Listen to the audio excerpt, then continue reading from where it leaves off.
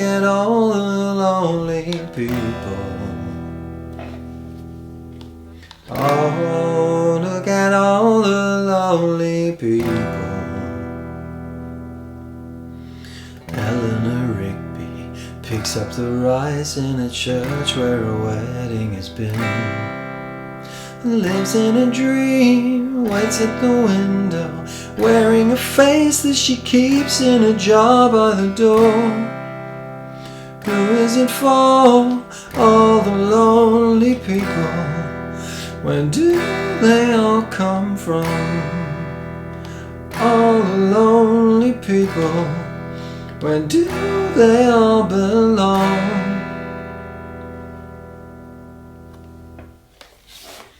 Hi guys, Dave here for Brian & Hove Guitar Lessons. Today we're taking a look at Eleanor Rigby by the Beatles. Now this song could not be more perfect for beginners. It only uses 2 chords. So this is either the first or the second song that I do with all my beginners.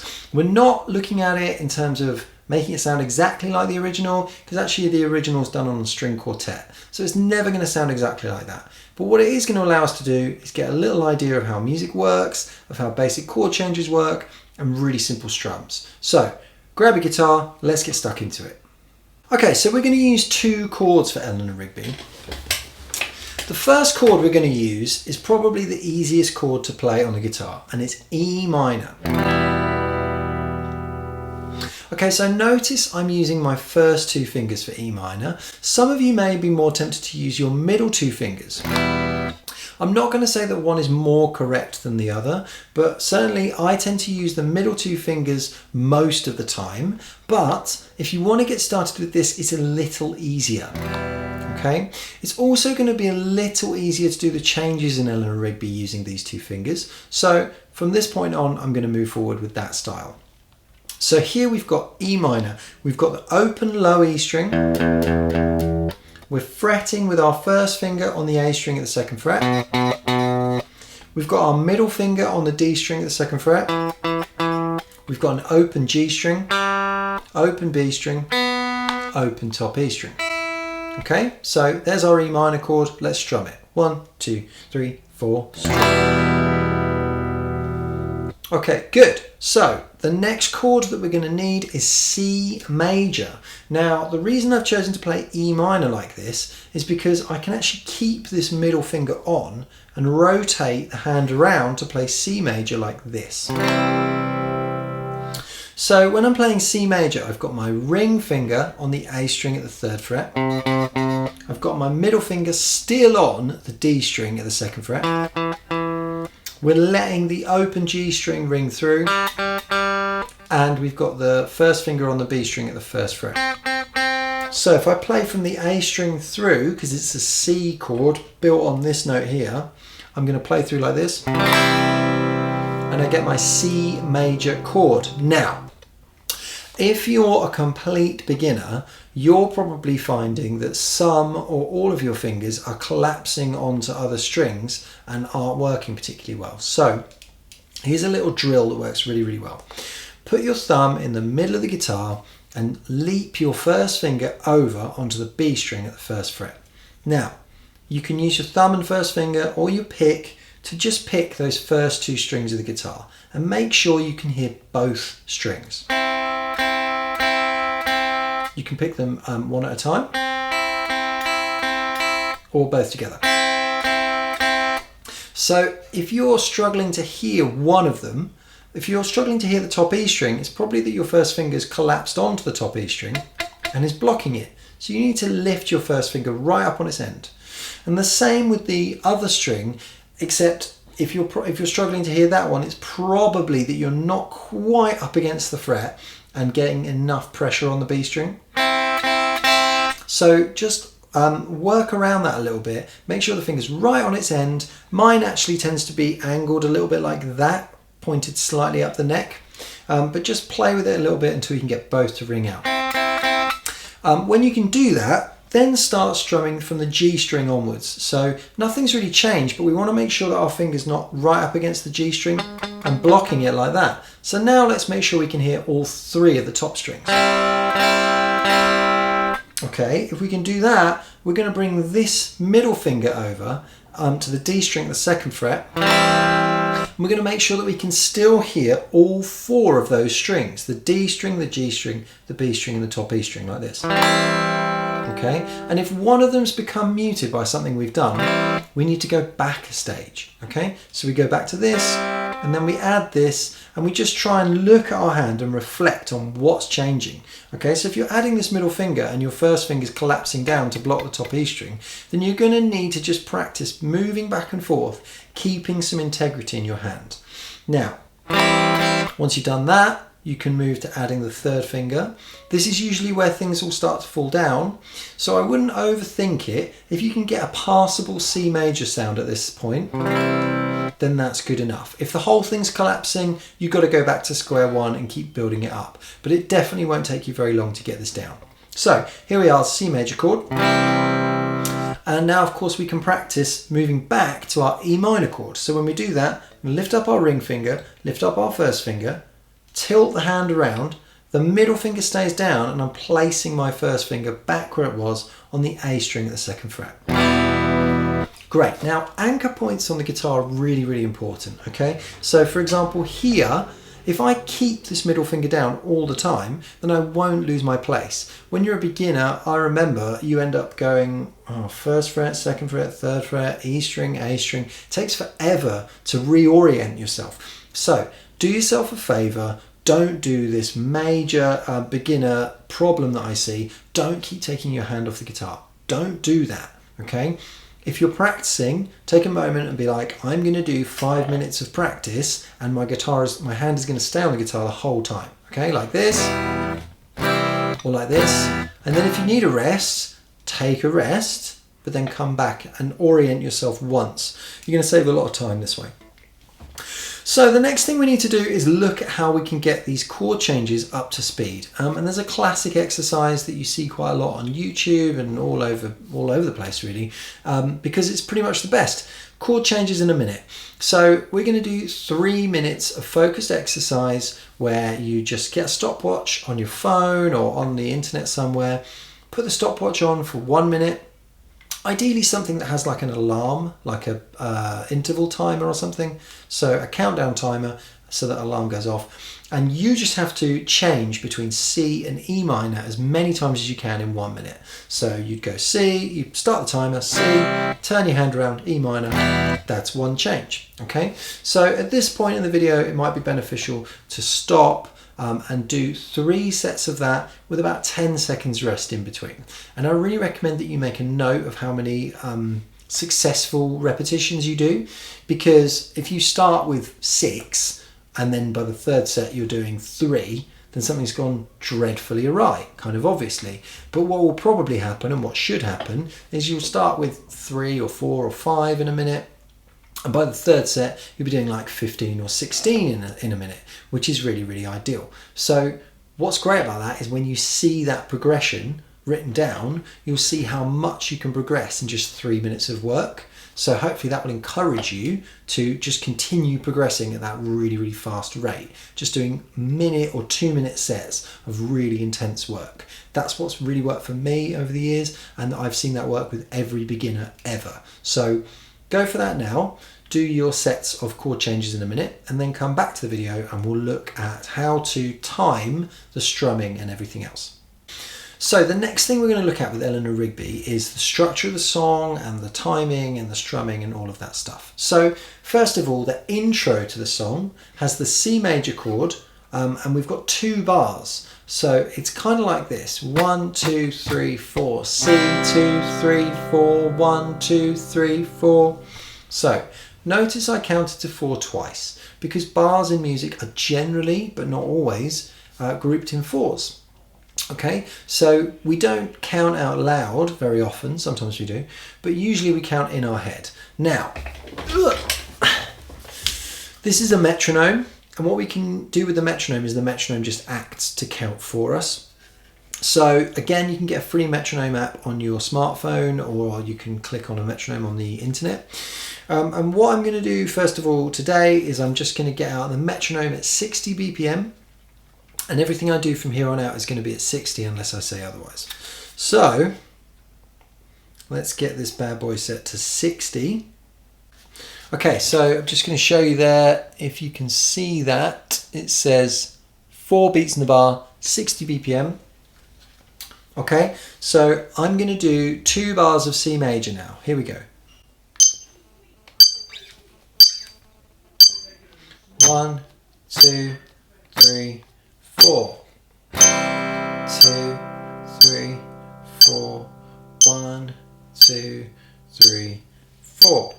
Okay, then we need to do 2 bars of E minor. So we're going to turn ourselves around and do the same thing. Here we go. 1, 2, 3, 4. E minor. 2, 3, 4. 1, 2, 3, 4. So that's the structure of the intro. We have 2 bars of C and 2 bars of E minor. That's the bit that goes, ah, look at all the lonely people. And if you know the song, you're going to know that that's going to happen twice. So we have 2 bars of C, then 2 bars of E minor, 2 bars of C, then 2 bars of E minor. Okay, so that whole section is going to go like this. 2, 3, 4. 1, 2, 3, 4. 1, 2, 3. We change E minor. 2, 3, 4. 1, 2, changing back to C. 1, 2, 3, 4. 1, 2, change back to E minor. 1, 2, 3, 4. 1, 2, 3, 4. Okay, great. So now we take a look at the verse part. Okay, so this is the only bit, I'd say, of the song that tends to throw people off. And the reason it throws people off is because it's grouped in kind of a weird way. So we have 3 bars of E minor followed by 2 bars of C. I'll show you what I mean. It goes, I'm going to play it a little bit faster now just so that we can kind of keep the total length of the video a bit shorter. So the verse goes like this. 1, 2, 3. Eleanor Rigby picks up the rice in a church where the wedding has been. Lives in a dream. Right, so each strum I did there was representative of 1 bar. So if I do it while counting, 1, 2, 1, 2, 3, 4, 1, 2, 3, 4, 1, 2, 3, 4, 1, 2, 3, 4, 1, 2, 3, 4. So you see, it gives that kind of slightly weird vibe to the song because we have groups of 3 and 2. Obviously 3 and 2 together is 5, but because it's odd numbers and it feels like unbalanced, that gives part of that eerie vibe of the song.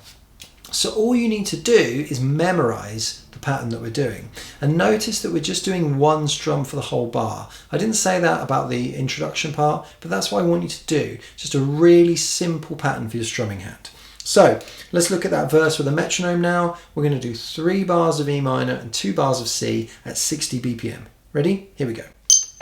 2, 3, 4.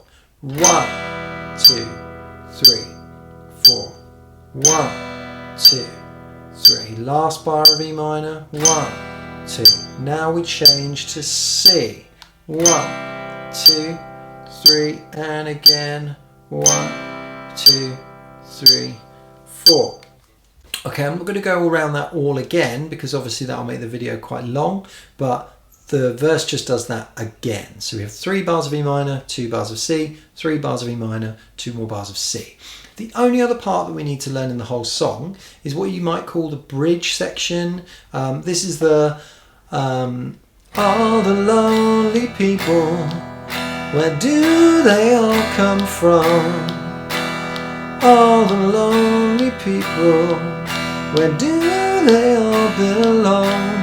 I think I got those lyrics back to front. That's really annoying. Anyway, in the bridge section, I've chosen to just do E minors for the whole time. However, there is a slightly more advanced way that you could play it to represent a bit more of what's going on in the track if you want to. First, let's talk about what we're doing. We're basically doing 8 bars of E minor. Now, I'm going to just do 4 bars of E minor with the click, because having taught this song to a lot of students, I know that 8 bars of E minor with a 60 BPM click takes quite a while, and obviously it doesn't change. So let's do 4 bars and imagine we're just doubling it, okay? Here we go. 1, 2, 3, 4. 1, 2, 3, 4. 1, 2, 3, 4. 1, 2, 3, 4.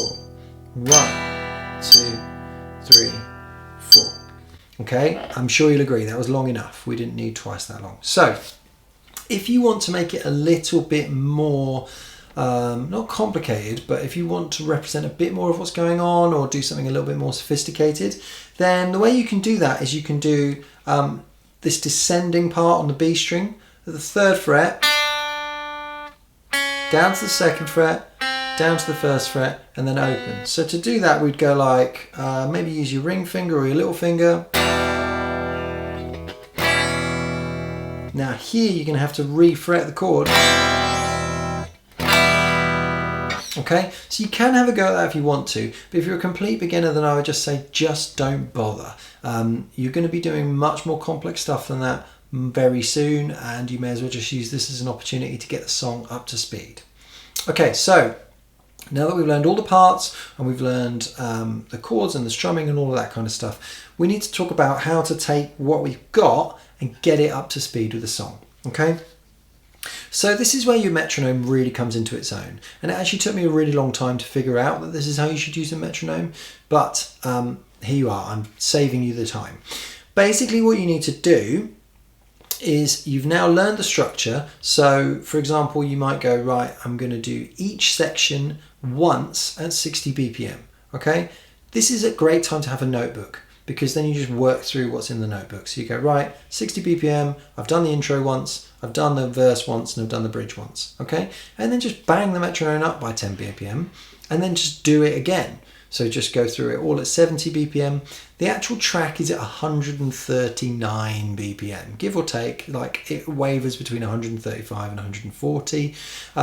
So that means that in order to play along with the original, you're going to need to be able to play around this fast. Just wait there, right, 1 second while I just reset my metronome. Nearly there. Almost. There we go, 138. All right, here we go. 1, 2, 3, 4. Oh, look at all the lonely people. Ba-da-da-da-da-da-da-da. Oh, look at all the lonely people. Da-da-da-da-da-da. Eleanor Rigby picks up the rice in a church where a wedding has been. Lives in a dream, etc., etc. So you can see it's not mega fast. You just need to be able to do the chord changes on time, and we're just doing 1 strum per bar. So I normally find that in a first guitar lesson, most people can get this whole thing up to speed and be playing it pretty much up to speed by the end of the lesson. Okay, so have a go at that. That's everything you need to know. Just use that to get playing with Eleanor Rigby, and then move on to something like America, Horse with No Name, which is the next song I'd recommend a complete beginner to learn, and I've done a tutorial for it, which I will link in the description. Thanks so much for watching. I really hope you found this helpful. If you're a complete beginner and there was something that I didn't address in this video that you wished I had, please let me know in the comments so that I can amend it and kind of make it better for future learners. Thanks so much. See you soon.